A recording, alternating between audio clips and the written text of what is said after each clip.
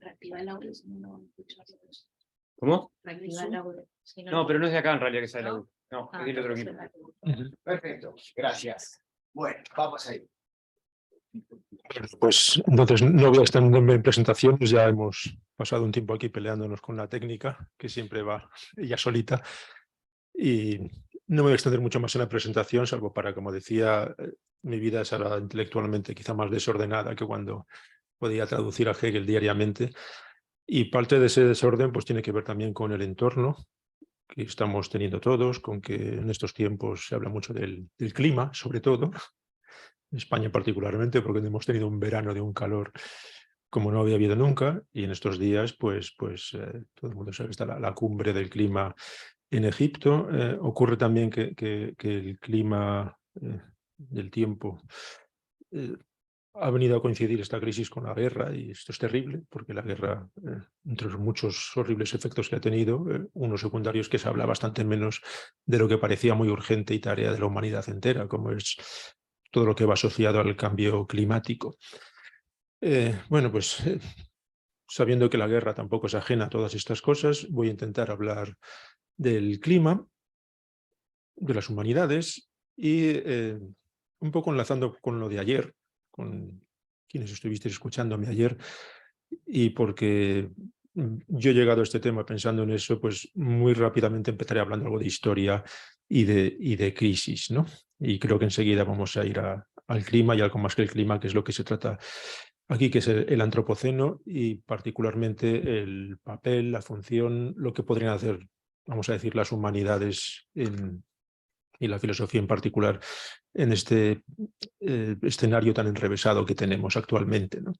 Por empezar, pues digo por donde ayer, muy brevemente y más fácilmente que ayer, sin el texto que os puse, la situación era esta, ¿no? Cuando la historia parecía que se había terminado, tal que así, ¿no? Nuestro amigo Fukuyama, quien ponía como ejemplo de quienes estaban hablando de estas cosas, podían pensar que a la altura de 1989, con la caída del muro de Berlín, tras 2 guerras mundiales, tras la Guerra Fría, por fin había un modo de organizar la humanidad que tenía que ver con bueno, la democracia liberal, el capitalismo, y eso habría producido un estado que él quiere llamar homogéneo, universal, que se iría extendiendo por todo el planeta, donde varios estados apáticos, prósperos, satisfechos de sí mismos, pero un poco bueno, de voluntad débil, decía él, pues iban a tener una vida más o menos estable durante mucho tiempo, donde lo más grandioso y heroico que iba a ocurrir era el mercado común europeo o la Unión Europea, o si se conseguía el Mercosur en Latinoamérica, un poco del mismo modo, pues también, y poco a poco todo eso iba funcionando, ¿no? Bueno, impuestos así, pues quedaba, como decía, la democracia liberal en lo político y buscar los últimos avances de consumo, ya sea en los iPhones o en las películas o en lo que fuera, y el fútbol también, los mundiales para animar entre tanto, ya que la historia no era tan emocionante como antes. Y aquí a las humanidades, pues el único lugar que le quedaba, lo digo porque nuestro problema es el papel de las humanidades también. Él narraba una anécdota de Kojève, el pensador ruso-francés que lanzó primero la idea de este final de la historia en los años 30, a quien en cierta ocasión invitaron en Berlín los estudiantes de los años 60, como el gran icono del pensamiento francés y en parte progresista se le veía así, aunque él ya no lo era en absoluto. Le invitaron a dar una conferencia.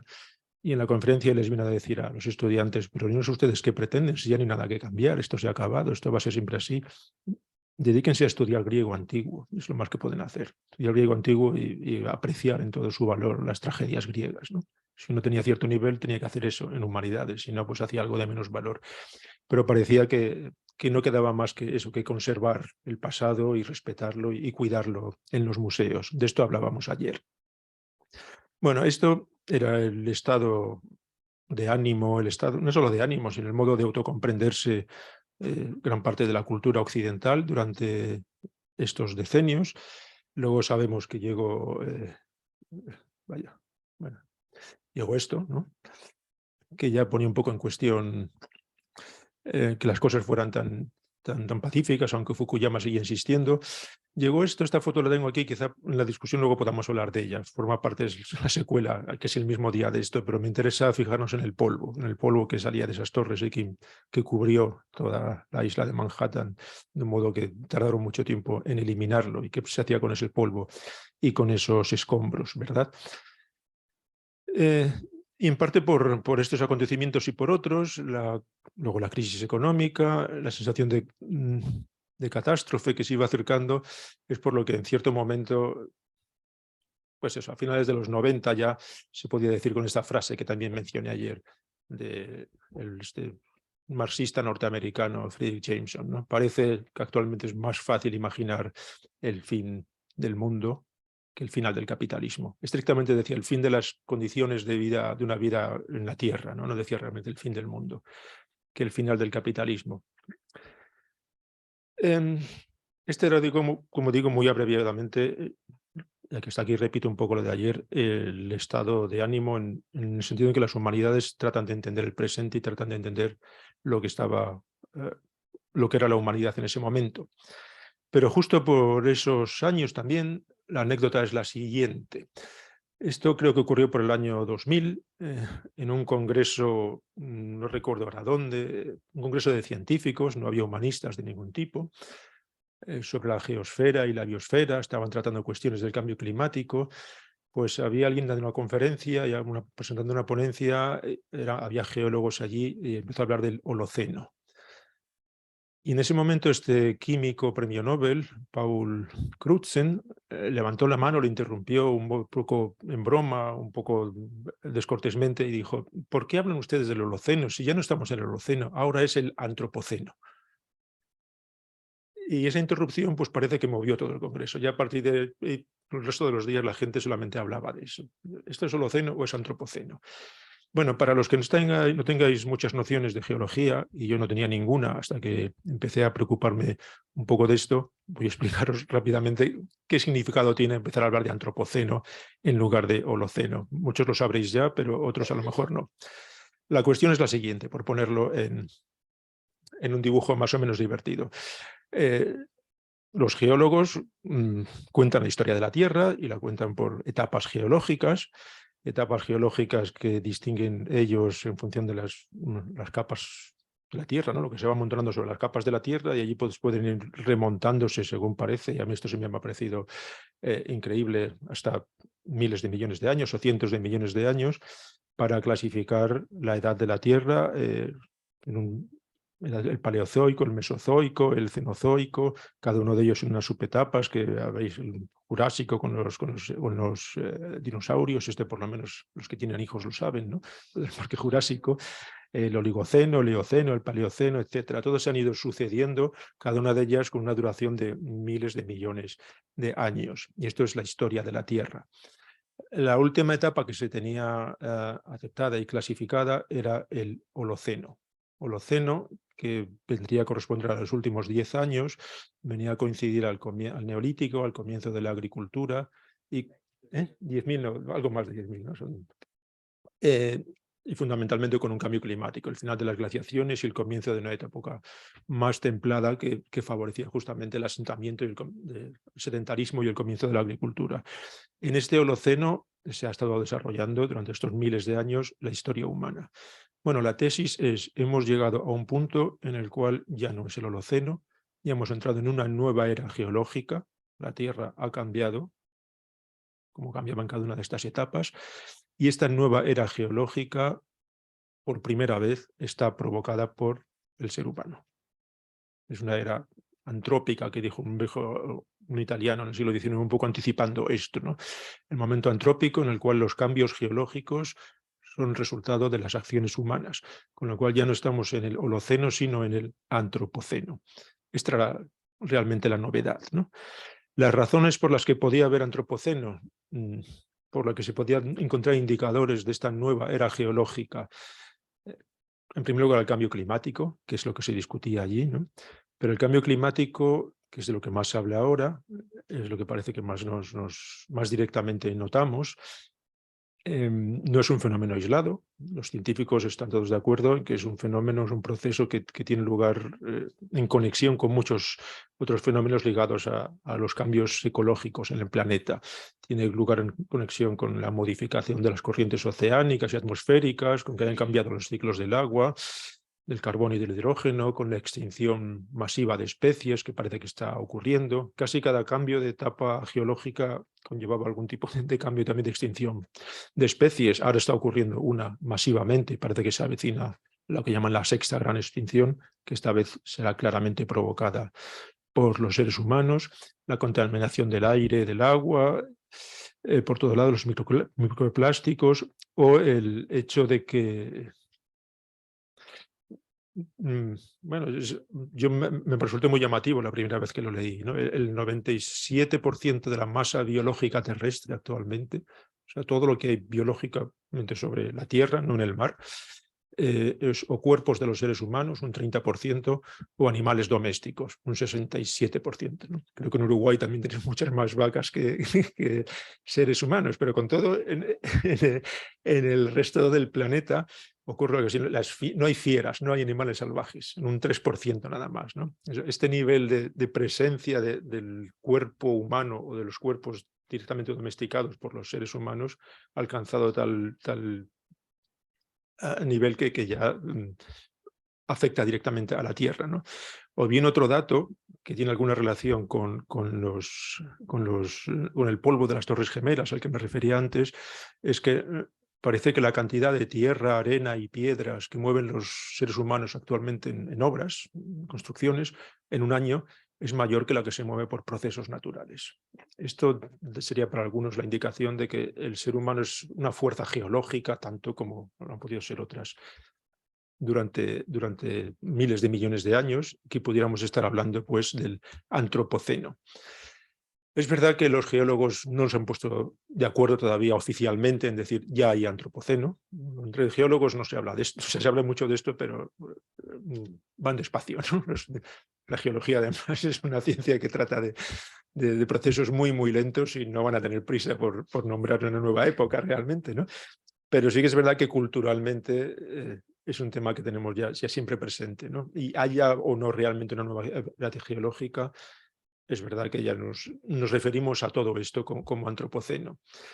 El concepto es complicado por muchas razones. Primero porque supone, esto es una novedad, acortar unos pocos siglos o decenios una era geológica. ¿no? Hasta ahora hablábamos de millones de años y de pronto dice, el Holoceno solo 10.000 y ahora un par de decenios ya tenemos la nueva. ¿no? Esa sería además la primera vez que una era geológica se define en el presente mientras está ocurriendo. ¿no? Lo normal era a posteriori, cuando ya varios millones de años después, o por lo menos 10.000 después, se decía hay Holoceno. ¿no? Esto implica una conciencia del tiempo presente muy, muy de los modernos, por cierto, y siempre diciendo en qué año estamos, en qué época estamos, cuál es la moda, cómo estamos ahora. Pues ahora estamos en el antropoceno. Y a la vez también ocurre que para poder hacer entender el antropoceno a alguien, hay que utilizar casi estrategias de ciencia ficción. ¿no? La única forma de hacerlo entender, es curioso que hay un científico, un geólogo que es de los que más trabaja en esto, Salasiewicz, un polaco británico, que empieza su libro sobre esto de esta manera. Imagínense ustedes, cuando dentro de unos cuantos milenios no haya humanidad y vengan los extraterrestres a la Tierra y empiecen a examinar capas geológicas, verán una que está llena de indicadores de la presencia humana. Y serán ellos los que digan, esto es el antropoceno, ¿no? Algo que se ha sobrepuesto al Holoceno y a todas las anteriores. Claro, el hecho de que para entender una etapa geológica haya que proyectarse con la imaginación a varios miles de años más adelante, ya epistémicamente es un poco complicado. ¿no?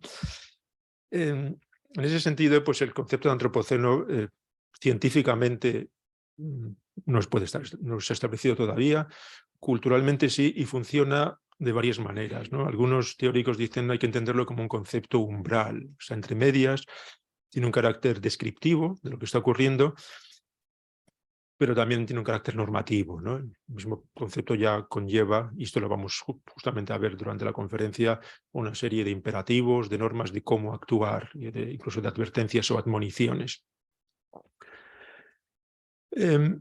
Por ejemplo, a la hora de describir y esta descripción tiene consecuencias normativas importantes. ¿Cuándo empieza el Antropoceno? ¿Cuándo empezaría, ¿no? Teniendo en cuenta que los geólogos suelen localizar el comienzo de una nueva época geológica porque distinguen algo, una señal claramente distinta en una capa, y en esa capa ponen lo que ellos llaman el clavo de oro, ¿no? Ese clavito que se ve ahí. A partir de aquí empieza el Holoceno. Antes era no recuerdo cuál era, ¿no? Me parece imposible aprenderlos, no todos los que son, pero el que fuere, ¿no? Algún ceno. Bueno, ¿dónde ponemos el clavito? ¿Dónde vemos que hay razones para poner un clavo, es decir, empieza una nueva? ¿Qué señales tiene que haber? Tiene que ser que haya de pronto muchos plásticos o muchos microplásticos, que haya restos de una explosión atómica, que haya qué componentes de una acción humana puede haber. Y aquí es donde empieza a haber pues, varias alternativas y donde no es fácil ponerse de acuerdo, ¿no? Muchos dirían que el Antropoceno empieza, hay buenas razones para ello, con lo que se llama la gran aceleración. A partir de 1950 comienza un desarrollo económico industrial muy intenso en casi todo el planeta. Esto probablemente no se ve bien desde allí, ¿no? Pero estas gráficas aportadas por Stephens, por un científico, muestran cómo a partir del año 1950 empieza a subir la curva prácticamente en todas partes, ¿no? Estas gráficas se refieren a la población, al Producto Interior Bruto, a la inversión extranjera, al conjunto de presas que se hacen en los ríos, al uso del agua, al consumo de fertilizantes, al número de restaurantes de McDonald's, es muy divertido, que también aumenta exponencialmente, al consumo de papel, a la población urbana, al número de vehículos de motor. Bueno, el turismo internacional, el turismo, a partir de 1950 se ve cómo esas curvas suben. Luego, si en algún momento empieza el Antropoceno, habría que decir 1950. Es una posibilidad. Otra sería irse un poquito más atrás, ¿no? Puesto que sobre todo el cambio climático tiene mucho que ver con la combustión con los combustibles fósiles, pues habría que remontarse a la revolución industrial, los siglos XVIII, XIX. Se trataría simplemente de reescribir la historia de la modernidad como una petromodernidad, ¿no? Ha sido la modernidad del petróleo, que es la que ha cambiado el planeta, y esto además... Incluso Max Weber, si alguien recuerda a Max Weber, en la ética protestante y el principio del espíritu del capitalismo, cuenta al final de un modo muy desencantado como en lo que ha consistido el capitalismo, en qué ha degenerado esto, con esta jaula de hierro de gente compitiendo, y dice, y esto seguirá siendo así mientras quede una gota de petróleo en el planeta. Desde que el propio Weber ya sabía que esto es petromodernidad, una modernidad del petróleo. El comienzo pues, del Antropoceno estaría más bien en ese momento, ¿no? Algunos se van más atrás aún, dirían que es el año 1500, comienzo de la Edad Moderna, particularmente cuando tiene lugar lo que se llama el cambio de bueno, el Columbian Exchange, le llaman los anglosajones, ¿no? Donde se descubre América y empieza la gran expansión europea, que conlleva sobre todo un gran intercambio de especies de ir de acá para allá. Aquí ya los seres humanos empiezan, se dice, a interferir claramente en el desarrollo natural de la naturaleza, valga la redundancia, ¿no? Vienen aquí un montón de nuevas especies que modifican claramente la naturaleza americana. En última instancia también, como sabemos ahora, un montón de bacterias y virus que eliminaron a una gran parte de la población que no estaba inmunizada frente a ellos, y en el otro sentido también, ¿no? De hecho, en aquel momento parece que se produjo ya un primer cambio climático antropogénico, ¿no? La tesis actualmente es que la rápida disminución de la población americana en los primeros años después de 1500 provocó una expansión muy grande de los bosques en toda América, y esta expansión grande de los bosques provocó la disminución del CO2 en la atmósfera, con lo cual fue el efecto contrario al actualmente. Los siglos siguientes a 1500 fueron siglos de una pequeña glaciación, que se llama, ¿no? Una de las hipótesis es que esto habría sido provocado de esta manera, ¿no? Aquí seguramente habrá quien haya ido a hablar de ello, sepa más de esto que yo. Simplemente repito lo que voy leyendo. En este caso sería una de las hipótesis, una de las teorías que apoyarían colocar el comienzo del Antropoceno en este momento del encuentro, por llamarlo así, de Europa y América. Algunos irían todavía más atrás, dirían que el Antropoceno es mucho más temprano, que ya la agricultura cambió la naturaleza, cambió el paisaje, cambió la tierra enormemente, el sedentarismo humano, que casi el antropoceno viene a coincidir con el holoceno, ¿no? La acción del ser humano es mucho más antigua, ¿no? E incluso algunos irían todavía más atrás, y esto para la discusión que voy a plantear al final es importante. Algunos dirían ya en el Pleistoceno, cuando los homínidos descubren el fuego, y parece que se fue hace 1,8 millones de años, pues una de las formas que tenían de cazar era prender fuego a todo un bosque, ¿no? Iban cambiando radicalmente el paisaje y luego se comían lo que quedaba allí, ¿no? En este momento ya los homínidos estaban provocando cambios que podían llamarse geológicos. El antropoceno sería mucho más antiguo. Bueno, estos son comienzos diferentes y cada comienzo implica, para empezar, una narrativa distinta, ¿no? Una narración distinta de qué ha pasado y de cómo ha sido la historia humana. Cada uno de estos comienzos podéis pensar que marca un umbral irreversible, contingente, porque podría haber no ocurrido, pero una vez que ha ocurrido parece que no hay vuelta atrás, ¿no? Todos ellos modifican, además, para muchos pesimistas, lo que es la historia de la narración de la historia humana. No ha sido una historia prometeica de progreso y civilización, sino una historia de progresivo destrucción de la naturaleza. Lo que parecía que se estaba domesticando, a lo mejor se estaba destruyendo. Sea cual sea el punto de partida que se tome, como veremos, y esto va a ser, supongo, la discusión que tengamos luego, decidir dónde empieza es decidir quiénes son los responsables, quiénes son los protagonistas, quiénes son los que han provocado esto o no, ¿no? De hecho, como veremos, la cuestión es si el antropoceno puede utilizarse sin más, hablando del ser humano, sin tener en cuenta las clases o las culturas que han provocado esto. O si no, hablar de antropoceno no implica un cierto antropocentrismo. De hecho, antropoceno ya significa literalmente la era del ser humano, la era del hombre, ¿no? Con lo cual estaríamos insistiendo en un papel central de lo humano. Esta es la razón también por la que se han propuesto bastantes nombres alternativos al de antropoceno, ¿no? Hay el primero de ellos, del que hablaremos enseguida para iniciar la discusión, es el llamado capitaloceno, ¿no? Esto ha sido el capitalismo, como todo el mundo sabe. El capitalismo es el culpable y luego más bien sería capitaloceno y no antropoceno.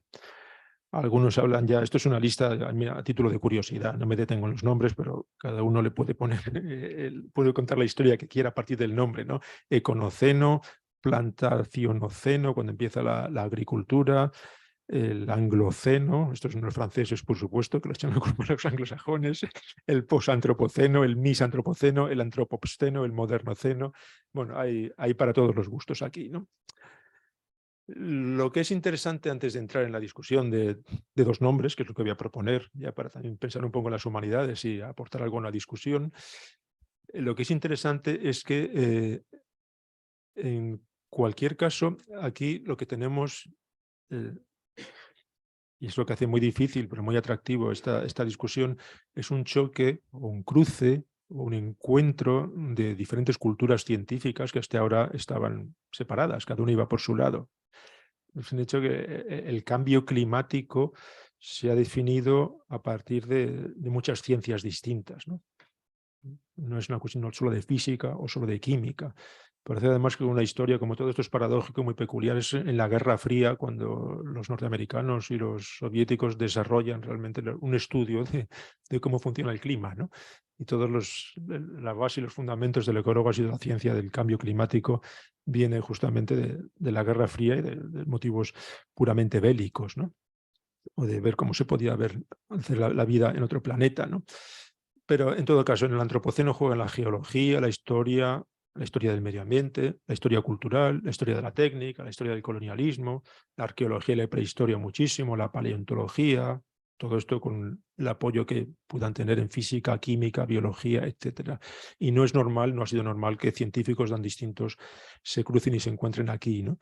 Y aquí es donde de nuevo tenemos la pregunta de ¿qué hacen las humanidades aquí, ¿no?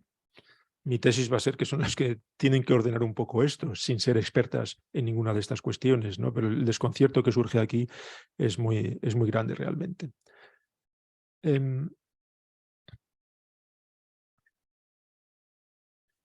También es importante que la primera gran lección del antropoceno, para la discusión que venga luego, es que nos enseña en qué medida están cruzándose la naturaleza y la cultura. Cuando, sobre todo en el mundo moderno, se han establecido como dos ámbitos totalmente separados, ¿no?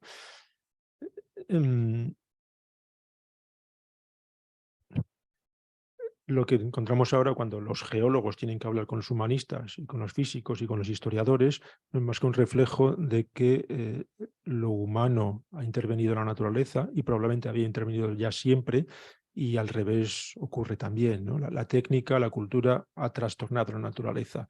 O dicho de otro modo, hasta ahora parecía que la historia humana se desarrollaba sobre un entorno, sobre un plano, un escenario que era la naturaleza, que como tal era, en principio se pensaba invariable, siempre igual, y en todo caso que tenía su propio ritmo, sus propios procesos distintos, independientes de lo que hicieran los seres humanos, ¿no? Y los seres humanos a su vez van a su aire, a su ritmo, y no están afectados por lo natural, ¿no? Pero ahora vamos aprendiendo en qué medida sí que es el caso, ¿no? En qué medida ya la aparición de la agricultura, por irnos al tercer punto, ¿no? La cantidad de cambios que han tenido lugar en la propia historia humana, digamos que los microbios han intervenido, ¿no? En la conquista de América por los españoles intervinieron como ayuda inesperada, parece, la enorme cantidad de microbios frente a los cuales los indígenas americanos no estaban inmunizados, con lo cual se quedaron tremendamente debilitados, ¿no? Ahí entra la naturaleza en la historia, ¿no? O todavía más atrás está este chiste de Harari, por cierto, de que cuando empieza la agricultura es que los seres humanos aprenden a cultivar y domestican el trigo, o no es al revés, ¿no? Es el propio trigo el que hace que los seres humanos se hagan sedentarios y de esta manera les domestica a ellos, ¿no? Bueno, eso por un lado, ¿no? que intervienen uno en otro, claramente. Y por otro lado, el hecho de que la propia Tierra tiene su historia, que una geohistoria, ¿no? Una geohistoria llena de extinciones, que frente a la imagen que han tenido los humanos de una naturaleza, de cierto modo, imperturbable, eterna. El otro día iba paseando por la Rambla y vi un soneto de Gabriela Mistral a una palmera que había allí. Me llamó la atención, me acordé de esto, porque esta idea tan romántica de que la naturaleza es eterna, imperturbable, algún día yo descansaré en ella, ¿no? Lo humano es lo inquieto, lo que se acaba, lo efímero, lo que no nos da. Pero aquí está la palmera que me promete la tranquilidad de la naturaleza. Y ahora sabemos que, ¿no? que la historia de la Tierra está llena de extinciones, de grandes extinciones, ¿no? Parece que la vida no apareció sin más, sino que es el resultado de procesos, la vida tal y como la conocemos, ¿no? El nivel constante de oxígeno en la atmósfera que existe desde hace, creo que 2 millones de años, tiene que ver con un poquito más, ¿no? Tiene que ver con que cambiaran las unas bacterias por otras, no entro aquí en detalles, y se favoreciera eso, ¿no? Gracias también al plancton en los océanos, y pudiera haber la vida tal y como la conocemos. Y además es una historia con más catástrofes que continuidad, ¿no? La propia historia de la Tierra ya antes del Antropoceno ha tenido muchas catástrofes por sí misma, ¿no? Bueno, y esto que la naturaleza tenga su historia y también sea un actor histórico es lo que quizás es una novedad para nosotros. El antropoceno es cuando la geohistoria y la historia humana se juntan, ¿no? El ser humano es un agente geológico, pero la Tierra misma es un agente histórico. Y es aquí donde entonces uno se puede preguntar, y bien, bueno, ¿cuál es el lugar del ser humano en todo esto, ¿no? Tenemos que seguir hablando de antropos como algo distinto de la naturaleza sin más. ¿Cuál es su relación con otros seres vivos que no son los humanos? Cuando hablamos de nosotros, de la humanidad, porque gran parte de esto tiene que ver con esta perspectiva del fin del mundo que planteaba Kojève, y que era algo de, imagínense un mundo sin nosotros, ¿no? ¿Cómo será el mundo sin nosotros? Si no estoy en algún libro, un poco, no llega sin de ciencia ficción, un mundo sin nosotros, sin sujetos, sin un alguien, ¿no? Hay las humanidades tienen una función de transmitir hacia la continuidad del pasado al futuro, ¿no? Bueno, ¿qué pasa con las responsabilidades en todo esto? Por supuesto, hay bastantes respuestas aquí que formarán, supongo, parte de nuestra discusión, Lo que voy a proponer, para no prolongarme mucho y para que podamos hablar, es plantear las dos alternativas que yo veo que se están discutiendo más ahora, ¿no? Me acerco más. Luego hay algunas más, porque aquí esto también da para salidas, en mi juicio, a veces un poco folclóricas o más exóticas, pero a mí me parece que la cuestión aquí ahora, sobre todo a la hora de definir quién es el responsable, quién es el protagonista, en qué momento, en qué punto se coloca el comienzo y cuál es la narrativa que tenemos que contar, la cuestión es, si os parece, que veamos los argumentos que hay en favor de los que dicen capitaloceno, esto es el capitalismo, y que veamos los argumentos que hay en los que dicen, bueno, no basta con decir capitaloceno, hay que mirar en una escala más amplia, ¿no? Así que eso voy a hacerlo durante los próximos 10-15 minutos y ya con eso pues, podemos abrir una discusión. Los argumentos en favor del capitaloceno, a mí el que más consistente me ha parecido es el de este norteamericano, muy reciente, Jason Moore. Este es su último libro hace un par de años que sacó en este sentido, el capitalismo en la trama de la vida, ¿no? Donde trata él a su manera de adaptar el marxismo. Ya sabéis que Marx tiene una relación complicada con la ecología, ¿no? Para muchos es un pensador del siglo XIX más que piensa que la naturaleza está ahí para ser explotada y agotada infinitamente. Para otros habría tenido una intuición del respeto a la naturaleza y demás, ¿no? Él va un poco por la segunda vía, aunque es verdad que Marx no está claro de todo, ¿no? Del todo. Lo que voy a hacer va a ser repetir el argumento rápidamente, ¿no? La idea es, la forma común de plantear el ecologismo quizás sea algo simplista. La idea de que la humanidad es culpable y la humanidad es la modernidad y la modernidad es Descartes, como hemos visto ya varias veces, que es el que establece la distinción naturaleza-cultura. La naturaleza es ese mundo objeto ese objeto que tenemos ahí delante y que tenemos que conocer científicamente y además tenemos que dominar por medio de la técnica, ¿no? Y del otro lado estaría lo humano, la cultura, que es pensamiento, que es libertad y que es civilización y desarrollo. Y sobre esto se habría establecido todo el desarrollo moderno, el cual habría pecado de hibris. Esto ya desde los informes del Club de Roma del límite del crecimiento iban de ahí, ¿no? Hemos sido excesivos en la explotación de la naturaleza, le hemos sacado mucho más de lo que ella podía dar, con lo cual ella ha llegado a su límite, se han agotado los recursos, entonces vamos a parar, ¿no? Ahora se trataría, y esto es lo que está muchas veces en los movimientos ecologistas, recuperar la armonía con la naturaleza, respetarla, cuidarla, apostarlo todo a las energías renovables, al reciclaje, al New Green Deal, ¿no? Al nuevo Pacto Verde. Bueno, para esta perspectiva, esto utiliza tres presupuestos que no estarían ciertos. Primero, es injusto reducir la humanidad a un agente único. No es la humanidad, nosotros no somos la humanidad, sino que hay responsabilidades distintas. Hay países, clases sociales, el famoso 1% del que tanto se habla, ¿no? Que habría provocado muchas más emisiones de CO2 que la mayor parte, desde luego, que de los pobres. Este presupuesto de que las relaciones de mercado y producción política se pueden reducir solamente a relaciones solo sociales entre seres humanos, quedando la naturaleza afuera, la naturaleza como independiente de las personas, incluso cuando, como hemos visto, la naturaleza y la cultura están inevitablemente mezcladas, ¿no? La explicación alternativa que él propone es que el capitalismo no debería entenderse como un sistema económico, no había puesto... Sí. El capitalismo no es un sistema económico, ni siquiera un sistema social, sino que es una manera determinada de organizar la naturaleza. Cuando se establece el sistema capitalista, a partir del 1500, se define la naturaleza y la ecología de un modo determinado, nuevo, como no había estado antes, ¿no? Y eso es lo que va a afectar a la naturaleza. Y esta ecología mundo, como lo llama él, que es el capitalismo, pues se define por acumulación de capital, consecución de poder y coproducción de naturaleza. En cierto modo, la naturaleza también es producida por la cultura, en el sentido en que la propia cultura define también qué es lo que es naturaleza y lo que no lo es, ¿no? De manera que si en la versión simple clásica de Marx se habría desarrollado la historia humana de una fase esclavista a la feudalista, a la capitalista, y todo esto habría sido historia humana, siempre, como decía, sobre el escenario de una naturaleza independiente, neutral, que sirve para que lo demás ocurra sobre ella, pero que no interviene en la historia, ¿no? Ni la historia en ella tampoco. Más bien lo que ocurre es otra cosa, y es que la naturaleza forma parte del sistema de producción y de acumulación capitalista. De tal manera que, esto es lo que quizás es más difícil de explicar, pero es importante, el capitalismo no es solo, como piensa el marxismo clásico, un sistema de explotación por el cual se extrae plusvalía del trabajo de unas personas, ¿no?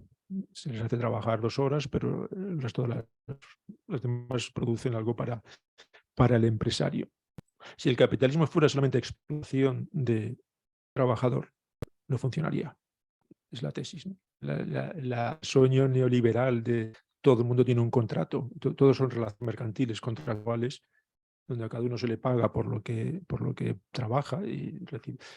No ha existido ni existiría nunca, porque la única manera por la cual se sigue produciendo acumulación de capital y beneficio es porque, además de la explotación del trabajador, tiene que haber lo que él llama apropiación de trabajo no remunerado. El ejemplo más fácil que todos conocemos es el trabajo doméstico, ¿no? Si no hubiera alguien preocupándose de la reproducción en la casa, no funcionaría el capitalismo. Tiene que haber alguien trabajando gratis. Esta es la idea. Puede ser bien el trabajo doméstico, bien las personas no voy a decir en condiciones de esclavitud, aunque a veces sí, pero la economía española funciona en parte, y la europea, por la cantidad enorme de inmigrantes que trabajan. Bueno, es un trabajo, no voy a decir gratis, pero casi gratis muchas veces, ¿no? Si no, no funcionaría todo esto, ¿no? Él estudia muy despacio el sistema de los españoles en las minas de Potosí, por ejemplo, esta imagen que tenemos, o el caso de la esclavitud. Esto es muy claro, es algo que parece que a Marx se le escapó, ¿no? Todo el capitalismo manchesteriano solo podía funcionar porque había unos esclavos produciendo algodón muy barato en Estados Unidos. Si no, no habrían podido pagarle unos sueldos tan bajos a los obreros con los cuales podían comprarse la ropa, podían comprar la comida, ¿no? O sea, dicho muy resumidamente, pero espero que se me entienda. Para esta versión, el capitalismo funciona explotando trabajo no remunerado tanto de las personas como de la naturaleza. De hecho, de lo que se trata es de extraer de la naturaleza energía barata, materias primas baratas, o sea, hacer que la naturaleza también trabaje. Por ejemplo, aquí claro, las metáforas son complicadas, pero decir que el petróleo es el resultado del trabajo de la naturaleza durante millones de años. Y es un trabajo que se está apropiando sin dar nada a cambio, ¿no? Es este trabajo no remunerado el que ha permitido que el capitalismo haya ido funcionando, ¿no? Bueno, visto así, toda la historia del capitalismo es, gracias a la ciencia y a la técnica, ir encontrando ámbitos de la naturaleza donde había o donde hay materia prima, energía barata, que pueda seguir sosteniendo el mercado. De hecho, cada crisis gorda del capital, y bueno, esto lo analiza a lo largo de 5 siglos, desde el comienzo de la conquista española de América, pero luego sobre todo pasando a los holandeses, los ingleses, luego los norteamericanos. Cada crisis, cada nueva etapa del capitalismo tiene que ver con que había llegado un límite en la materia prima que se podía usar, del carbón se pasa al petróleo, con cuánto se podía extraer del trabajo humano, en función de que los obreros puedan empezar a pedir más salario o de que ellos no se dejen explotar. Bueno, cada cambio, cada crisis suponía la búsqueda de una nueva frontera en la naturaleza, por lo tanto una redefinición de la naturaleza, de qué es lo que se puede explotar ahí, sacar más o menos gratis, y a partir de ahí iniciar un nuevo proceso. Y esto funcionaría, según él, en una especie de entente tripartita entre la técnica, la ciencia y el Estado, ¿no? Perdón, la economía, la técnica o ciencia y el Estado, ¿no? Estarían los tres colaborando uno con otro en esta búsqueda siempre de dónde encontramos algo por lo que no hay que pagar para que el mercado pueda seguir funcionando.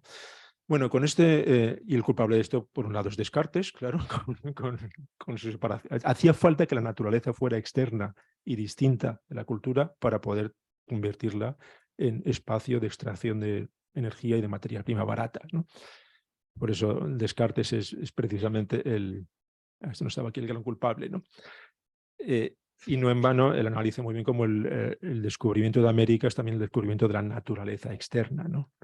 De hecho, esta fantasía europea de que la América que encontraron era la naturaleza originaria, de que los indígenas aquí estaban en estado de naturaleza, cuando ahora sabemos que no lo era, ¿no? Que América tenía una historia de miles de años y habían cambiado el paisaje, había habido agricultura, había habido de todo, ¿no? Pero la fantasía esta de la naturaleza prístina que estaba allí, ¿no?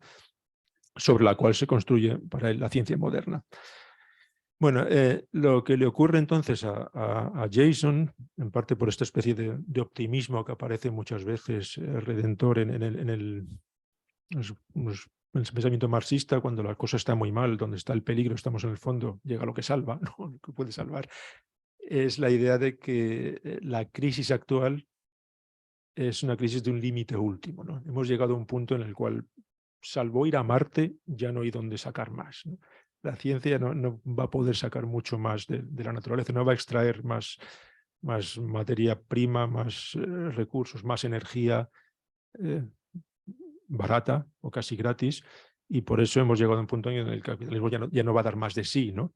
Bueno, aquí la esperanza siempre llegará quizá entonces la revolución. En cierto modo, esto es una crisis terminal. Y aquí viene su andanada, muy propia también del pensamiento marxista actual, el escepticismo respecto al New Green Deal, en el sentido de que no deja de plantearse como un nuevo intento del capitalismo por encontrar espacios como decía, de naturaleza y de recursos baratos, sin abandonar la lógica de acumulación del capital, con lo cual, incluso si saliera bien, simplemente nos llevaría a un nuevo punto de no tanto haber extraído de la naturaleza más de lo que ella puede dar de sí, que era la idea del Club de Roma, sino de haber encontrado otro punto de donde sacar, ¿no? Pero eso es distinto porque vuelve a ser creación de naturaleza, identificación de hecho, identificación de nuevos elementos. El petróleo como materia, como combustible, no existe realmente hasta que la ciencia lo identifica como tal y sabe cómo tratarlo, ¿no? Y esto es un proceso técnico posterior, ¿no? En el marco del capitalismo. Igual ahora con las nuevas tecnologías verdes, que por otro lado están asociadas a materias primas que se quiere que sean baratas y que no son muchas y que hay que buscar y que, gran parte de los conflictos en el mundo actual parece que también tienen que ver con esto, ¿no? El litio para las baterías pues tampoco es infinito.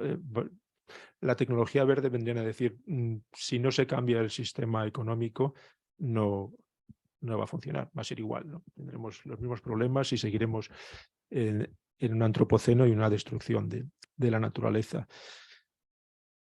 Bueno, he resumido mucho, pero espero que se entienda el argumento que él tiene para decir, seamos justos, esto no ha sido la humanidad, esto ha sido una parte de la humanidad, un sistema económico concreto, por lo tanto no es antropoceno, sino que es capitaloceno. Y este capitaloceno tiene una historia a partir de 1500 y basta con analizar, y es lo que él hace en el libro que he señalado, la historia del capitalismo coincidiendo con la historia de la modernidad en estos últimos 500 años, y se ve cómo se ha ido avanzando en la naturaleza y sacándole cada vez más, encontrando lugares donde hubiera materia prima barata o mano de obra barata, hasta que esto ya no da más de sí, ¿no? Crisis terminal. Sería pues el argumento del capitaloceno, ¿no? En gran medida uno puede estar más o menos de acuerdo con el esquema, pero hay razones para pensar que efectivamente, puestos a repartir responsabilidades, pues hay una parte de la humanidad que tiene bastante más que otra, ¿no? Los que vivimos en el hemisferio norte en particular, y pues más, no voy a hablar del 1%, pero a lo mejor son el 2%, 30%, pero no todo es igual, ¿no? Y otros que están sufriéndolo más. Esto está en las discusiones de cada día, no entro en ello ahora. Sin embargo, y ahora paso al otro lado, esta frase a mí me parece curiosa, ¿no? Es posible que sea el capitalismo, ¿no? Pero si realmente piensas que primero deshacerse del capitalismo y ya además como por arte de magia esto se ha arreglado, pues mal, no te das cuenta de lo urgente que es esto realmente, ¿no? Lo que significa también que el antropoceno o la crisis ecológica introduce una urgencia, una presión tan grande como no se había conocido nunca, ¿no? Que como no conoce la política, además, la política tiende y lo vemos ahora en las cumbres, que los políticos dicen, bueno, dennos tiempo, ya poco a poco, ¿no? Pero aquí la urgencia realmente es muy grande, ¿no? Bueno, y por esa razón planteo ahora la otra alternativa. Puede que sea capitalismo, se puede incluso admitir que con toda que este sistema económico ha provocado esto, pero seguramente hay que mirarlo a varias escalas, hay que pensar más detenidamente cuál es el nosotros que ha provocado esto. Claro, los defensores del argumento capital-oceno, no hay que hablar de nosotros, hay que hablar de un cierto grupo humano muy concreto, ¿no? Y por lo tanto hay que hablar de antropoceno, ¿no? Pero también, y esta es una cuestión para las humanidades, cómo pensarse en términos de especie, ¿no? Y no solamente de clase, de nación, de hemisferio, de etnia, ¿no? Hay razones, hay algún modo de decir, somos la humanidad que ha hecho esto o que tiene que reaccionar ahora, ¿no? Es curioso porque además cuando se piensa en términos de especie suele ser por la vía negativa, ¿no? Cuando se dice, bueno, es que es lo que nos merecemos y la humanidad desaparece de la Tierra, pues ya está, ya la naturaleza volverá a lo que era y mejor que desaparezcan. Esta especie de misantropía schopenhaueriana, ¿no? Nos lo hemos buscado a ver si... Pero ni lo uno ni lo otro, ¿no? Bueno, aquí, aunque no he puesto el nombre, un poco porque quería abreviar, es cuando voy a guiarme básicamente con 2 o 3 ideas de este pensador indio al que me refería ayer también en la discusión, Dipesh Chakrabarty, ¿no? Un historiador que teorizó primero la idea de provincializar Europa, de pensar la historia y las temporalidades no solo al modo de la historia de progreso, sino que también insiste, siendo él una historia que ha estudiado mucho a Marx y ha tratado mucho a Marx, él puede reconocer gran parte de la responsabilidad de una parte de la humanidad en esto, del capitalismo, tal y como se ha desarrollado en la catástrofe ecológica, pero no se puede mirar sin más así. Primero porque la perspectiva también del sur es que bueno, tampoco tienes que dejar de lado las aspiraciones de la humanidad más desfavorecida, ¿no? El campesino hindú que también quiere tener un coche o quiere tener aire acondicionado, ¿no? Y esta imposición a veces desde el centro pues puede ser injusta. Incluso él reprocha que la visión del capitaloceno tal y como lo ha expuesto sigue siendo muy antropocentrista, sigue siendo muy el ser humano frente a la naturaleza, incluso muy individualista, ¿no? Es el 1%, si el 1% se corrige, pues ya lo iremos cambiando, ¿no?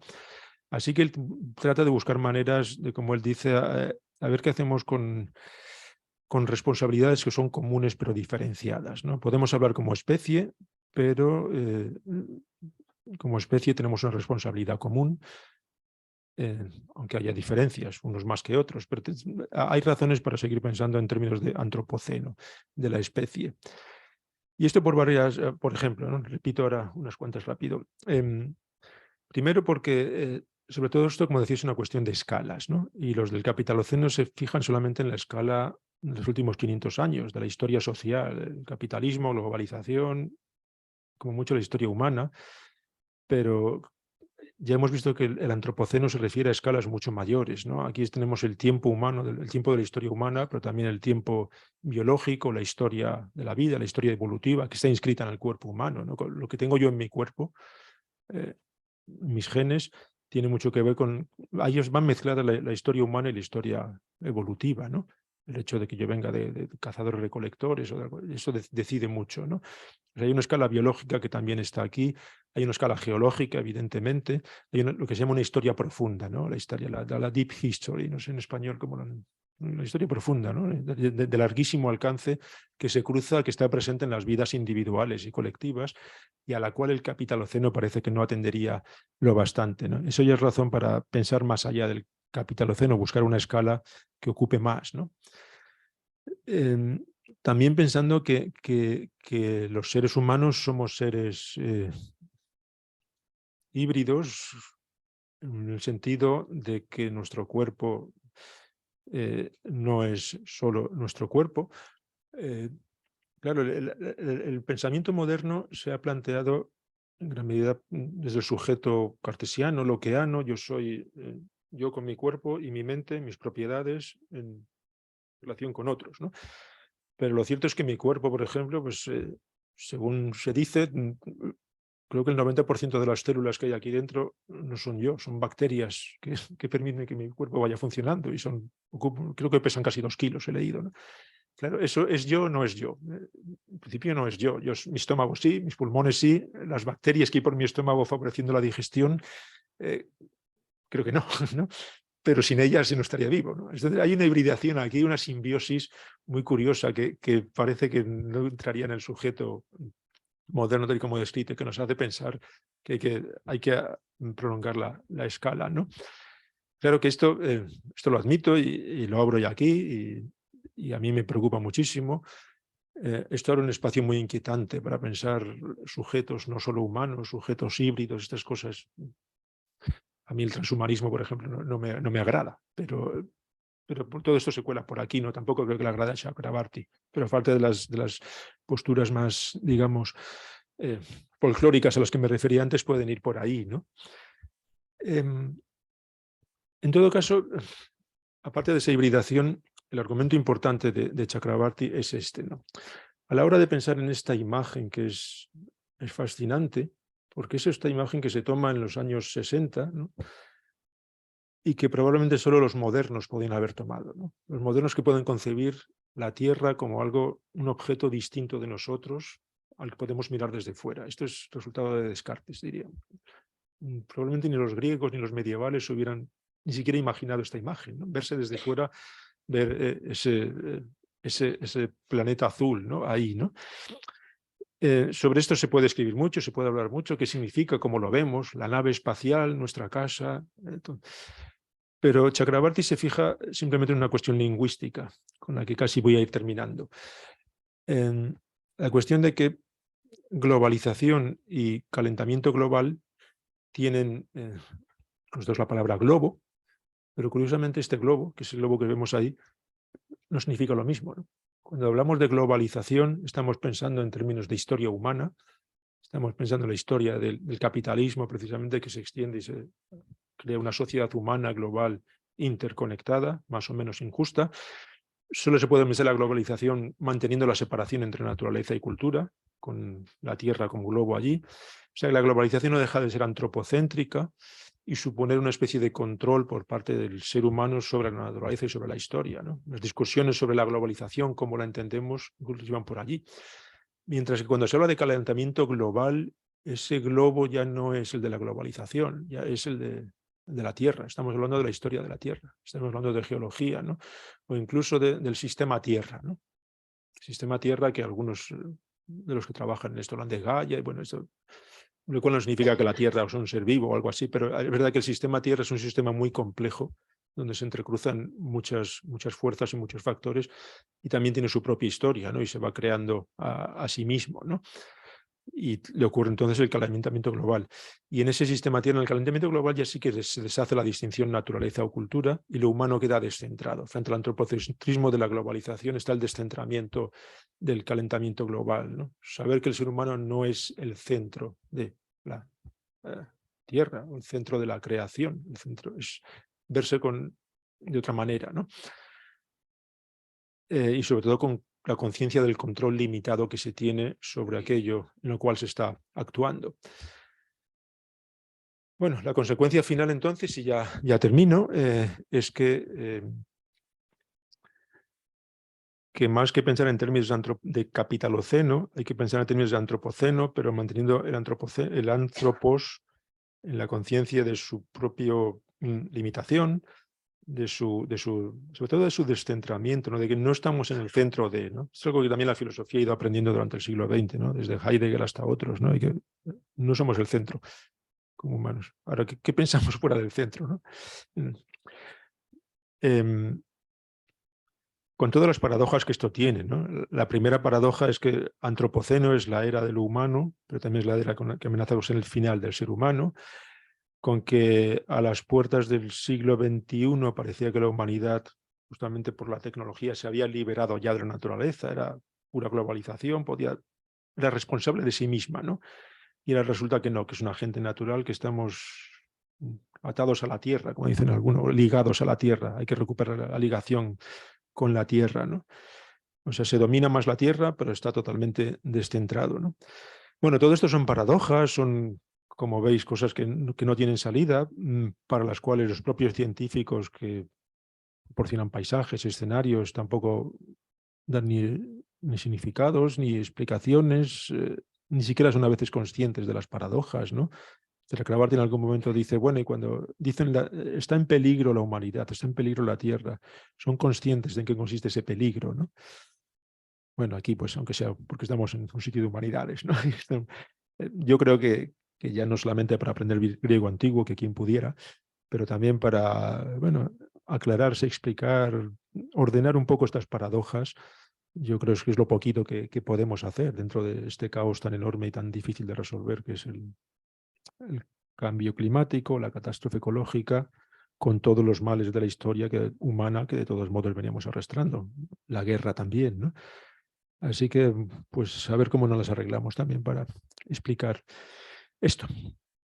No sé si como capitalocenistas o antropocenistas, pero también aclararse en esas discusiones es parte de las humanidades y no de los científicos y no solo de los economistas.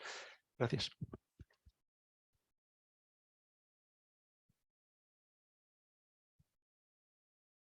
Bueno, muchas gracias, querido Antonio.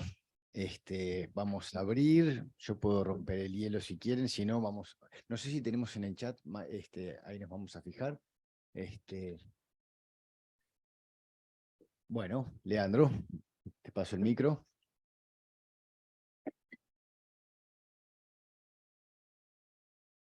Buenas tardes. Muchas gracias.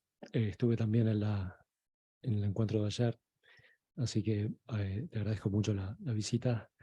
Y tenía algún comentario sobre tengo dos comentarios. Voy a empezar por uno y no sé si me va a dar el tiempo para el otro. Sobre todo, sobre cuando hablas sobre la división entre naturaleza y cultura, sí. Creo que ahí es un punto crítico, que lo presentás un poco como un ecologismo simplista, pero creo que se puede indagar más en eso, en el sentido de que justamente esa imposibilidad, no creo que debería ser más radical la posición, en el sentido de que no es un entrecruzamiento, porque si hablamos de un entrecruzamiento estamos acentuando la separación de naturaleza y cultura, ¿no?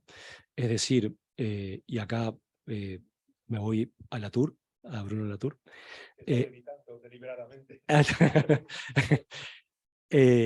Y bueno, él justamente habla sobre la imposibilidad de separar esas dos nociones en un concepto que en principio no tendría un nombre, por lo cual cada vez que decimos naturaleza tendríamos que decir naturaleza barra cultura, o cada vez que hablamos de cultura, cultura barra naturaleza. Luego él va a hablar de ese concepto como lo colectivo, donde estaríamos los humanos y los no humanos, y lo animado y lo inanimado. Y el dilema ahí es, bueno, ¿quién habla en nombre de los no humanos? ¿Quién habla, en principio los científicos, ¿no? Y quién habla en nombre de lo inanimado, quién habla en nombre de los objetos, quién habla en nombre de un río, quién habla en nombre de eso, ¿no? Entonces, ahí la pregunta es, bueno, ¿cómo las humanidades pueden participar de esa discusión? ¿Quién habla en nombre de lo que no puede hablar o de lo que no tiene por qué hablar? Pero si es que hay una responsabilidad sobre eso, y creo que ahí las humanidades pueden aportar desde, bueno, si la naturaleza es, mejor dicho, si lo que vivimos, si la cultura es una reorganización de la naturaleza de acuerdo con valores, no sé, éticos o estéticos incluso, qué lugar tienen las humanidades allí, ¿no? En esa discusión sobre cómo reorganizar, sobre cómo representar, sobre cómo hablar en nombre de otra cosa, ¿no? Esa era la primera, ella era una de las dos, después dijo. Es una pregunta muy bonita y se me ocurre responder. Bueno, ya he dicho que Bruno Latour lo he estado evitando porque introduciría muchos más matices aquí en la discusión, ¿no? Bruno Latour además se sitúa un poco entre los del Capitaloceno, pero también está más dispuesto a hablar de antropoceno. Es incluso más audaz en acercarse a estas posiciones no transhumanistas, pero bueno, que aquí hay que dejar entrada a todo tipo de agentes y sujetos. Y plantea, bueno, hasta un río puede ser un agente. De hecho, los ríos actúan, ¿no? Y pone el ejemplo del Mississippi, por ejemplo, cuando se inunda, o una montaña actúa. Y él es más audaz de lo que yo sería, ¿no? Pero bueno, es verdad que en esta nueva política de la naturaleza, como se llama naturaleza en sentido o barra cultura, el descentramiento de lo humano parece implicar que hay que aceptar que no solamente actúan los humanos, ¿no? Que la naturaleza efectivamente también actúa. Latour dice, los microbios actuaron en la época de Pasteur en Francia, con la invención de la cerveza, con la leche pasteurizada o con la invasión de América, ¿no? Así que son agentes. Sí, efectivamente, claro, y no hablan, ¿no? Claro, modificar nuestra noción de acción en el sentido de que la acción no solamente, como decía Hannah Arendt, la palabra en el espacio público para iniciar algo nuevo, ¿no? Sino que la acción es algo que tenga efectos, a lo mejor sin tener conciencia de ello, como pueden ser los fenómenos naturales o los objetos naturales. Bueno, sabemos lo complicado que es esto, ¿no? Porque al final hay que darle derechos a un río, a una montaña, como se está haciendo ahora en ciertas legislaciones, y a veces es la única manera de protegerlas o no. Jurídicamente es complicado, filosóficamente es apasionante, pero muy difícil. No lo sé, pero a mí se me ocurre precisamente porque se ha sacado la idea del hablar, del lenguaje, que por eso las humanidades están ahí para traducir, ¿no? Para traducir incluso a aquel que no habla, ¿no? Que en este caso serían los agentes naturales. Y aunque solo se puede hacer esa pregunta de, bueno, si no hablan, ¿quién habla por ellos? ¿O cómo se les traduce? Creo que iría por ahí. Por eso me parece bonita, pero no tengo más respuesta que esa, ¿no? Traduzcamos.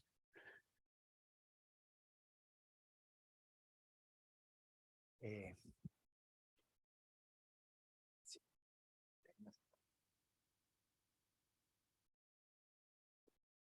Hola, primero agradecerte por la charla de ayer y la de hoy. Nos dejas como muchas preguntas muy distintas, pero la de ayer y la de hoy, pero capaz que conexas.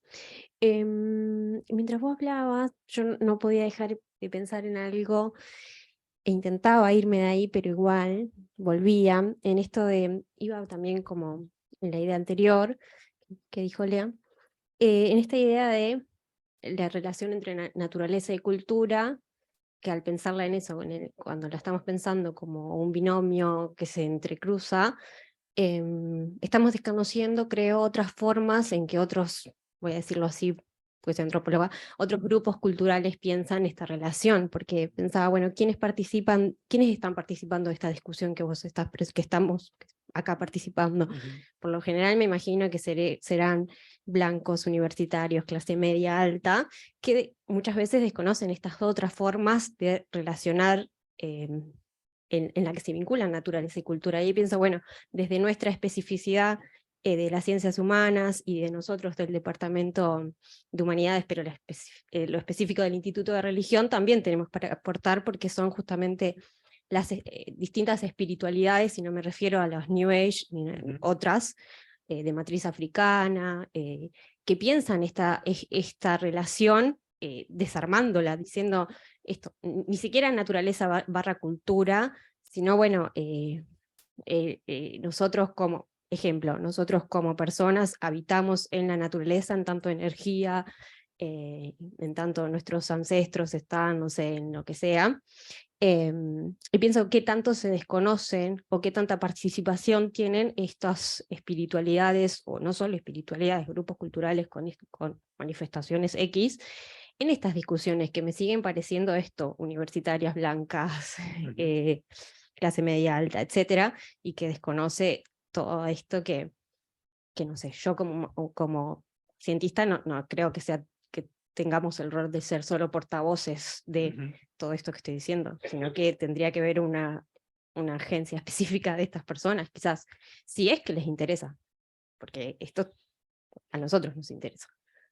Bueno, parece que sí que les interesa, porque aunque solo sea porque se esté destruyendo sus ríos o su entorno, lo que ellos ven con una espiritualidad, cuando otros lo hemos visto como un objeto de explotación, solo por eso les tiene que interesar. Pero dentro de que efectivamente nuestra posición aquí es, cuando hablamos de descentrar, también tiene que ver con esto, ¿no? Con quitarse del centro, con saber que hay otras visiones. Pero es muy difícil también aprender a convivir con esas visiones, porque nuestra visión racionalista occidental, pues tampoco tenemos por qué dejarla.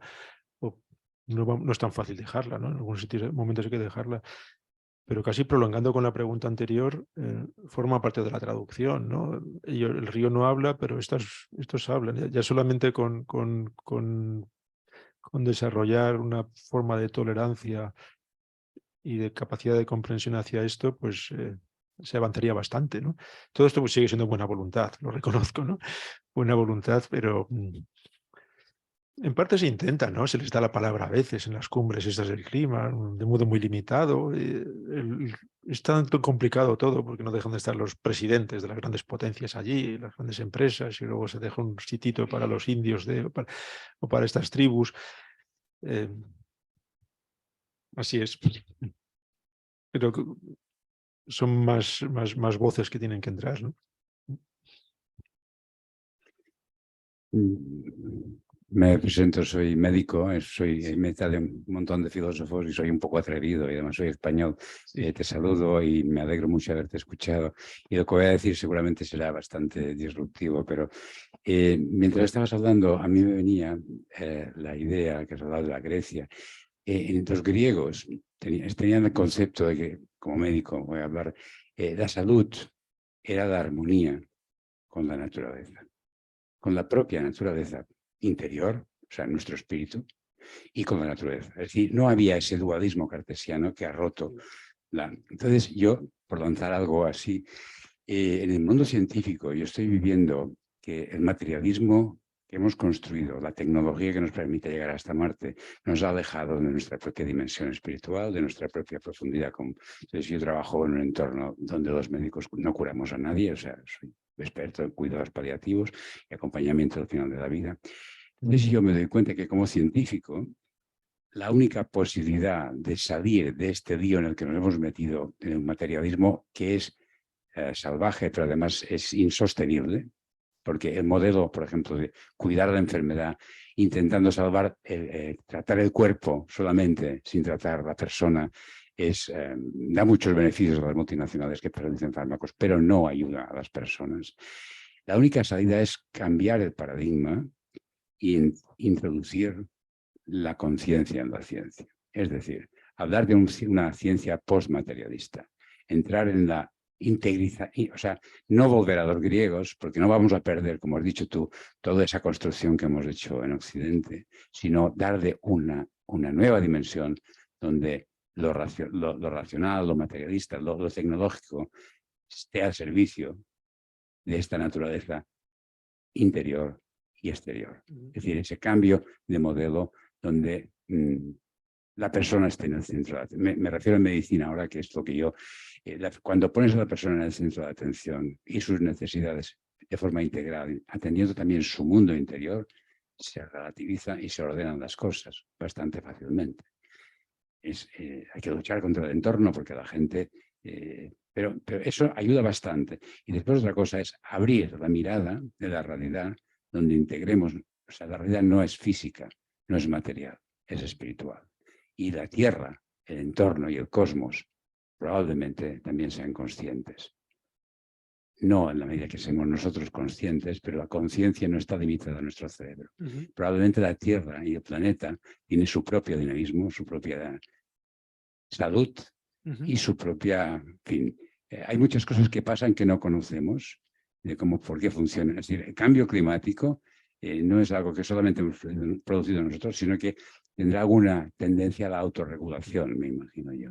Les quiero decir que, bueno, lo dejo ahí, ¿no? Es decir, si fuéramos capaces de retomar ese concepto como más sano, de que la humanidad es sana cuando está en armonía consigo mismo y con la naturaleza interior y con la naturaleza, digamos, que vemos fuera de nosotros, realmente puede que este dualismo cartesiano lo podemos integrar, porque en el fondo quizá no existan dos realidades.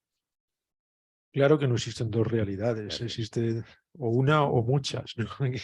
La filosofía clásica diría, tiendo a estar de acuerdo contigo en casi todo lo que dices, y solo lo complementaría con más preguntas y más observaciones, ¿no? Y quizá con alguna duda. Respecto a lo que has dicho, lo último, la tierra con conciencia, la tierra que reacciona, la tierra que parece ahora que no es la madre tierra solo, que puede ser una Medea enfurecida, como ha dicho alguno, ¿no? La Medea cuando se enfurece contra sus hijos y no simplemente la madre tierra.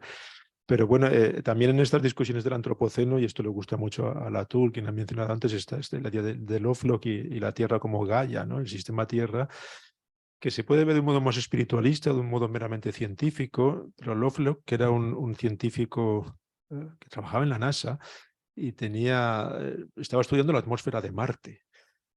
Y viendo cómo era la atmósfera de Marte, empezó a comprender que los planetas, y desde luego la Tierra, era un sistema. La idea es que se autorregula, ¿no? Precisamente la discusión que tenía con otro astrónomo, con otro científico de la NASA es, bueno, ¿cómo sería si nos vamos a vivir a Marte? ¿No? Y la idea del otro científico, Alba, o algo así creo que era bueno, pues vamos a irnos allí con astronautas, con la escafandra, con todo lo que necesitamos para adaptarnos allí, ¿no? Mientras que Lovelock decía, no, lo que hay que hacer es crear las condiciones de vida en Marte. ¿Y cómo se crean las condiciones de vida? Entonces, él estudió la atmósfera de Marte y a partir de ahí vino a estudiar la atmósfera de la Tierra. La idea es, pues, no tanto construimos, nos adaptamos allí técnicamente con todo nuestro aparato tecnológico, sino reconocer que la vida es algo que también forma parte de esta historia de la Tierra, ¿no? Y él llegaba a casi decir una especie de autoconciencia, como dices tú, ¿no? De que en la propia historia de Gaia ha estado produciendo la vida, produciendo las condiciones de la vida, autorregulándose, y la idea de autorregulación era muy de él, ¿no? Yo no lo he estudiado tanto. He leído que alguien lo ve los científicos se molestaron mucho con él. Esto es demasiado espiritualista, una nueva mística de la Tierra. Otros piensan que no, es que se puede mantener la doble mirada, que eso es lo interesante. Puedes seguir siendo un científico que haga sus estudios en el laboratorio, como lo han hecho siempre de un modo más materialista, y a la vez saber leer eso de una manera que puede ser espiritualista, religiosa, mental, más filosófica, como se quiera, ¿no? Lo que sí que es verdad, y en esto sí que te acompaño, es en que sea lo que sea lo espiritual, aquí también pues vuelvo a ver montones de perspectivas distintas, la perspectiva materialista pura es la que no se ajusta ni siquiera a la realidad, ¿no? ¿Vale? Hay muchos más modos de tener que ver eso, ¿no? Y de reconocer algo ahí, ¿no? Y eso es un aprendizaje que hay que tener. Lo que no estoy tan seguro es el optimismo de la armonía, ¿no? Que tenían los griegos, que tenían. La armonía es algo que probablemente hay que buscar, hay que construir, y siempre son armonías inestables, ¿no? Siempre es muy frágil, siempre se puede romper enseguida, ¿no? Y esto supongo que los médicos, y más en situaciones terminales, lo sabéis mejor que nadie, ¿no? De manera que sí, la Tierra acá ya puede tener su propia, no sé si espiritualidad o autoconciencia, se entienda como se entienda, ¿no? Habrá que entenderlo. Pero hay un diálogo. Aquí la palabra diálogo es muy bonita entre los diferentes agentes para ir construyendo estabilidades, ¿no? Armonías, siempre frágiles y contingentes. Hombre, Martín. Bueno, hola Antonio, muchas gracias también por la invitación, por dejarme escucharte. Gracias por la puerta de entrada, porque la verdad es bastante difícil entrar al tema en sí, no sabe ni por dónde empezar, la verdad, y esta es una puerta interesante y muy atractiva. Y en esta como enfoque que adoptaste, medio wittgensteiniano, de aclarar las cosas, ¿no? Hacer una especie de terapia del lenguaje, pero esta vez de discusiones geológicas. Bueno, dos cosas, una rápida. La primera, que hablas de humanidades en general, me parece como una postura a priori interesante para aclarar. Esta es la nueva tarea de las humanidades, como había dicho Foucault, del siglo XIX para acá, ¿no? Tener al hombre como el centro para después sacarlo, como estás haciendo ahora, ¿no? Relativizarlo en el centro. Pero la que más me interesa es para intentar construir esta especie de terapia del lenguaje sobre este tema urgente. Podríamos por lo menos, yo creo que está en las consultas que te han dicho, empezar, digamos, asumiendo, obviamente, provisionalmente, que lo que tiene que ver con el léxico moderno en general para tratar este tema está agotado. Porque hay como una especie de sensus communis de que, bueno, la relación con la naturaleza ha sido, digamos, mal entendida. Pobre Descartes, me parece que le dan muy duro, pero de Descartes para acá, y que tal vez es necesario reconstruir, y ese es tu llamamiento en la aclaración léxica, reconstruir una especie de lenguaje en el cual la naturaleza pasa a jugar otros roles que en los siglos anteriores no se le habían atribuido o se le habían quitado. Porque aquí, con esta pregunta se me ocurren dos grandes cosas, que aquí en América Latina se ha discutido mucho, de si es buscar una alternativa a la modernidad o al capitalismo, ¿no? Una especie de heterotopía, lo Foucault, ¿no? De otro lugar, o atravesar la modernidad con todos sus pros y sus contras para precisamente separar la paja del trigo, ¿no? Algunos hablan de transmodernidad o el proyecto inacabado de la modernidad, de la ilustración, como dice Habermas. ¿Cómo lo ves? Si te parece que el léxico moderno, para tratar, incluso para plantearlo, se queda corto, aunque estoy pensando en Marx, en la idea de ser genérico, tal vez ahí, como dice David Harvey, no sé cómo lo ves. Parece claro que sí, que es que el léxico que teníamos, los conceptos que teníamos no valen, no se han quedado cortos. La prueba está en las muchísimas tentativas que hay de nombrar a esto que antes se llamaba sin más naturaleza. Naturaleza barra cultura, como decía Latour. Jameson, el autor del Capital Océano del que he hablado, habla de oikeio, ¿no? Oikeio como esta idea de economía, como el oikos griego, en el cual está en la naturaleza, lo que llamamos naturaleza, pero organizado por lo humano, a la vez en este diálogo conjunto de lo humano con la naturaleza, ¿no? Y a la vez, a la hora de definirlo, pues con la claridad y precisión que tienen muchos conceptos, sin embargo, a veces se difumina, ¿no? Un poco por prolongar la pregunta anterior, que quizá no la... Claro, un problema en este análisis que he puesto yo de en qué consiste el Capitaloceno, sospecho que habrías podido pensar, pero sigue siendo muy, muy materialista, en cierto modo, ¿no? Sigue explicándonos en términos puramente materiales lo que ha ocurrido allí. A la vez que él te dice, no, pero es que el capitalismo fue el que inventó esta materia pura y dura, es el inventor del materialismo, ¿no? Y trata de buscar, sin definir cómo, bueno, pues hay otras formas, otros pueblos, otras culturas que ven la naturaleza de otro modo, pero hay una deficiencia de léxicos y de conceptos, ¿cómo llamarle a esto? Si eso significa que hay que abandonar el léxico moderno, pues en parte sí, en parte no. A veces hay algunas conquistas modernas que no quisiéramos abandonar, ¿no? Pero sí, hay que buscar palabras. Al final no me lo esperaba yo esto, pero estamos hablando de palabras, de lenguaje, de traducción y de hablar, ¿no? De cómo llamarle a esto. Hola, ¿qué tal? Buenas noches. Hola. La verdad es que me da un poco de corte hacerte una pregunta porque me han dicho que es tu tercera exposición de hoy. Entonces ya tienes que estar ahí con medio fusible a punto de estallar.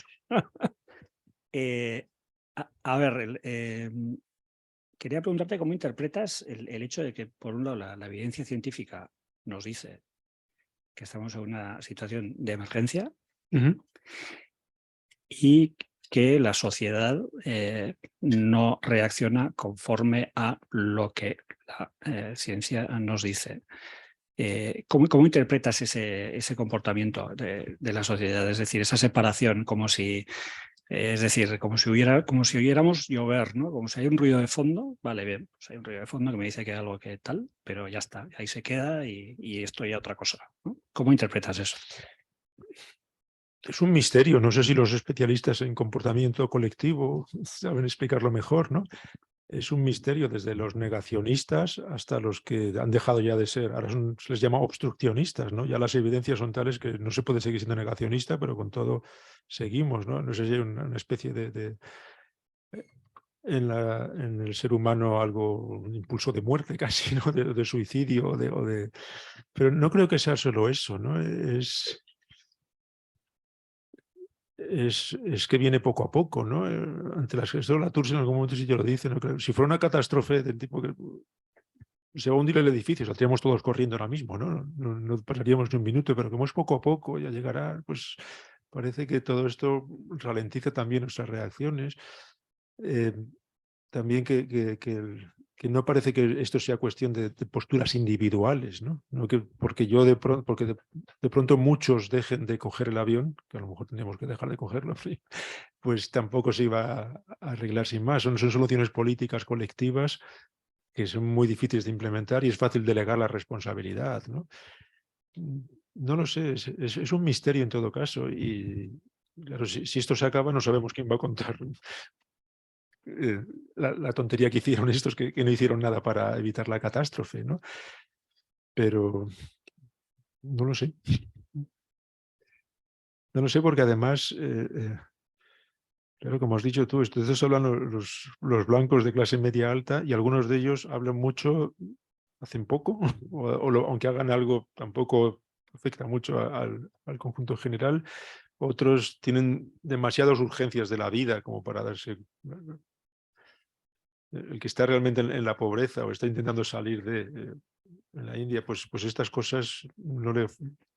Es una situación yo creo que tan inédita en la historia humana que es muy difícil de explicarlo. Y bueno, políticamente hay quien propone salidas directamente dictatoriales, ¿no? Autoritarias, ¿no? Lo cual también Hans Jonas en algún momento lo deja caer al principio de todo esto, ¿no? En vista de que las democracias no se ponen de acuerdo, pues aquí alguien fuerte, ¿no? Y aún así tampoco pensamos que fuera, tampoco creo que fuera la solución, ¿no? Es tan difícil. Y es difícil ser optimista en esto, ¿no? Bueno, yo me llamo Victoria, soy estudiante avanzada de contador público, o sea, nada que ver, pero me interesa la discusión que está habiendo acá sobre el tema del antropoceno, y mi pregunta es, ¿podría llegar a hacernos entender un poco más este problema del concepto que está surgiendo del antropoceno, el entender el concepto de la historia profunda que vos dijiste que está presente en la vida individual y colectiva, de todo lo Sí. existente, de lo humano, lo no material, lo material? Ahí todo ha eso. ido muy rápido, ¿no? Está presente de mucho. El ejemplo, lo decía a propósito, por ejemplo, de este autor al que me refería, de Chakrabarty.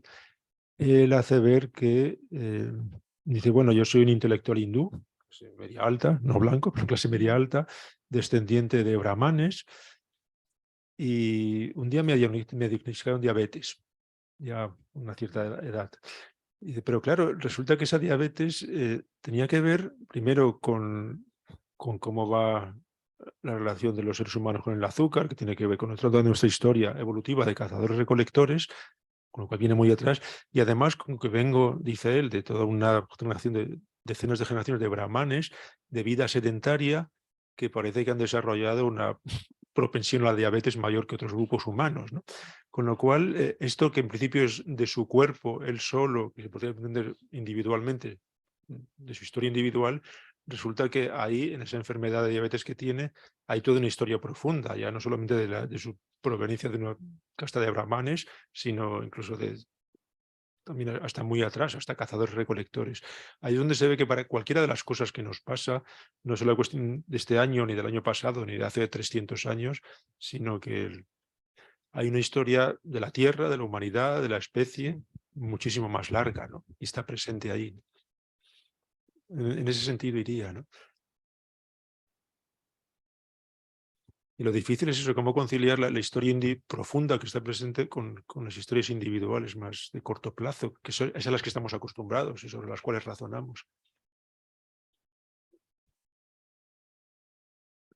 Bueno, muchísimas gracias. Otro aplauso para Antonio.